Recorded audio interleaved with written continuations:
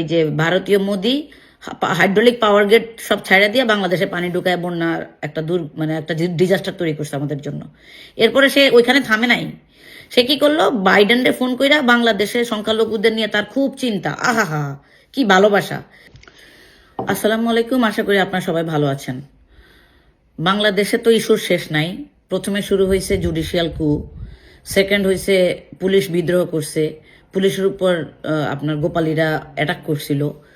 Third যেটা হয়েছে যে সংখ্যালঘুদের নিয়ে একটা ড্রামা সিরিয়াল তৈরি করতে চাইছিল ভারত। একদিকে ভারতের টিভি চ্যানেলে আপনার মিথ্যা প্রপাগন্ডা ছড়াচ্ছিল বাংলাদেশের বিরুদ্ধে, আরেকদিকে শাহবাগীদেরকে আপনার শাহবাগে পাঠায়া আপনার হিন্দুদেরকে উস্কানি দেওয়া হচ্ছিল। ফোর্থ যেটা হয়েছে আনসারদেরকে সচিবালয় ঘেরাও করতে পাঠাইছে। ফিফথ যেটা করছে আপনার যে ব্যাটারি নিয়ে আসছে, ব্যাটারি চালিত রিক্সাওয়ালারা রাস্তায় আন্দোলন করতেছে। মানে দাবির আর শেষ নাই। এখন আবার শুনতেছি পল্লী বিদ্যুতের যে শ্রমিকরা আছে বা কর্মচারীরা আছে তারা রাস্তায় নামবে, তাদের নাকি কি কি দাবি টাবি আছে এগুলা ডক্টর ইউনূসের কাছে পেশ করবে।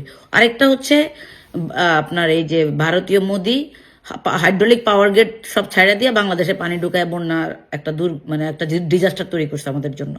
এরপরে সে ওইখানে থামে নাই। সে কি করলো, বাইডেনরে ফোন কইরা বাংলাদেশের সংখ্যালঘুদের নিয়ে তার খুব চিন্তা। আহা কি ভালোবাসা।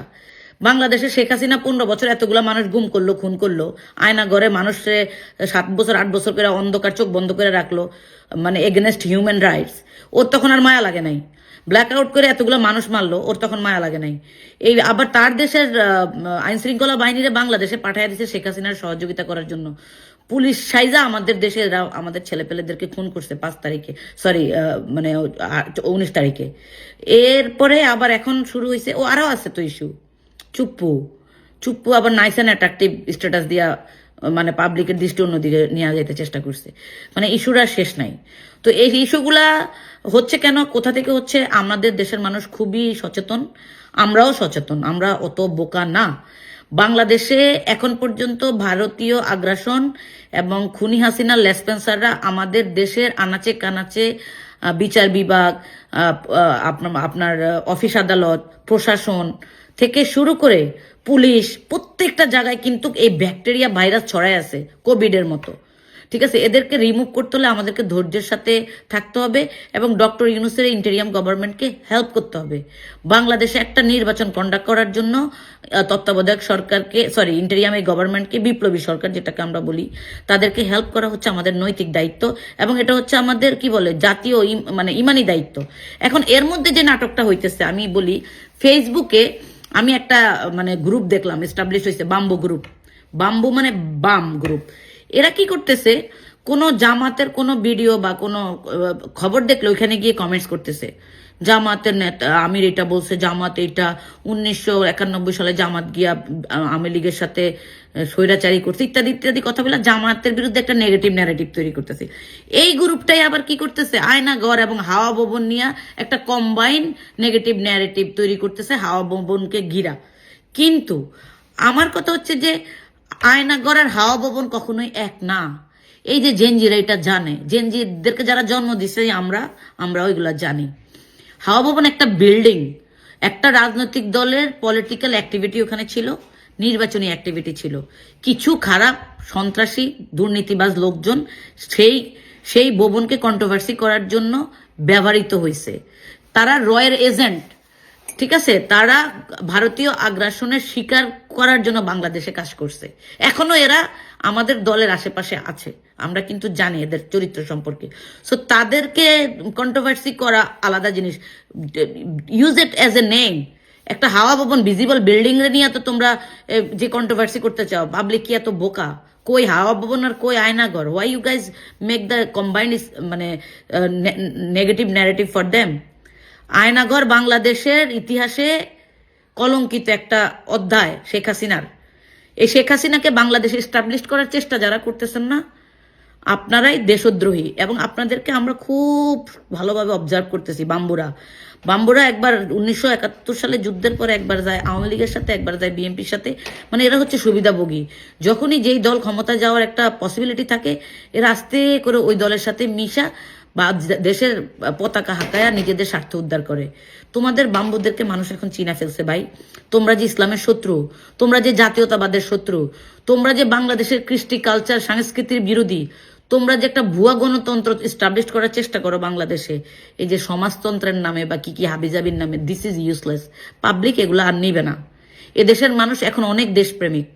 এত স্বাধীনতার 50 বছর পর এই দেশপ্রেম এখন ডবল হয়েছে।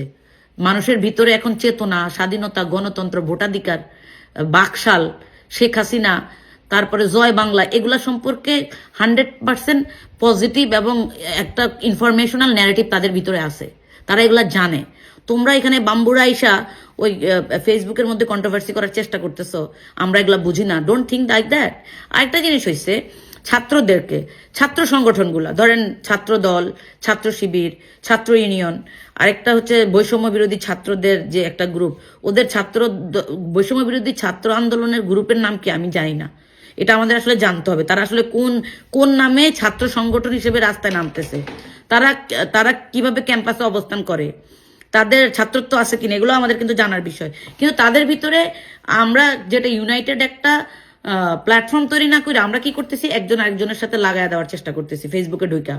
মানে যে ছাত্র শিবির নিয়ে নেগেটিভ কথা বলতেছি, ছাত্র দলকে নিয়ে নেগেটিভ কথা বলতেছি, তারপরে বৈষম্য বিরোধী ছাত্রদেরকে আবার নেগেটিভ করার চেষ্টা করতে। What for? আমাদের তো এগুলা, তোমাদের ভাই এগুলা কাজ না। তোমরা বাম্বুরা, সুবিধাভোগীরা চেষ্টা করো। বাংলাদেশে যদি এই যে শেখ হাসিনার আমলে তো তোমাদের ঐতিহ্য শেষ হয়ে গেছে, এখন যদি দেশে থাকতে চাও, দেশপ্রেম দেখাইতে চাও, আল্লাহর রাস্তায় সব কমিউনিস্টগিরি বন্ধ করো। ঠিক আছে? কইরা ওই যে গণতন্ত্রের পক্ষে ডক্টর ইউনূসকে সহযোগিতা করার জন্য কাজ করো। তারা রাষ্ট্র মেরামত করার জন্য বসছে এখানে। তোমরা যদি এই সমস্ত নাটক টাটক কইরা পাবলিকরা আবার ভিন্ন খাতে খাটাইতে চাও, এই এই ইন্টেরিয়াম গভর্নমেন্ট আরো মানে তাদের সময় বাড়াইতে থাকবে। কারণ তারা তো সংস্কার করবে, তোমরা ভেজাল করবে, তারা সংস্কার করে করে টাইম পাস করবে। এখন বাংলাদেশের রাজনৈতিক দলগুলোর কাজ কি? নির্বাচন কমিশন ঢেলে সাজায়া একটা নির্বাচনী রোডম্যাপ আপনারা দেন তত্ত্বাবধায়ক সরকারকে, ইন্টেরিয়াম গভর্নমেন্টকে। They will work for that. তারা বাংলাদেশের আইন শৃঙ্খলা বাহিনী, বিচার বিভাগ, অর্থনীতি, নির্বাচন কমিশন, এগুলা কনস্ট্রাকশন করতেছে। Let them do that job. তাদের মধ্যে একটা আতঙ্ক তৈরি করার জন্য প্রতি বিপ্লবের নাটক করতেছে। তারপরে আবার এই যে জামাত, বিএনপি, অন্যান্য রাজনৈতিক দলগুলোর মধ্যে ইউনাইটেড যে একটা গণ অভ্যুত্থান ছিল সব রাজনৈতিক দলের, সবাই সবার মতো কিন্তু পলিটিক্স করতেছে। ঠিক আছে, কিন্তু দেশের প্রয়োজন এরা কিন্তু আবার একসাথে হয়ে যাবে। তোমরা যতই গিরিঙ্গি লাগাও না, কোনো লাভ হইব না। এটা আমি বলার জন্য আজকের এই ভিডিওটা করা। আমাদের দেশপ্রেম অনেক বেশি, আমরা দেশকে ভালোবাসি এবং দেশের প্রয়োজনে বাংলাদেশের মানুষ এখন অনেক সোচ্চার। নিজেদের খাওয়ার টাকা বাংলাদেশের মানুষ ফ্লাড ডিজাস্টারে দিয়ে দেয়। অতএব বুঝতে হবে আমরা আমাদের দেশকে ভালোবাসি, আমরা কোনো দেশের দালাল না। ধন্যবাদ বাম্বুরা, তোমরা ভালো হয়ে যাও। ঠিক আছে, তোমাদের বয়স কম।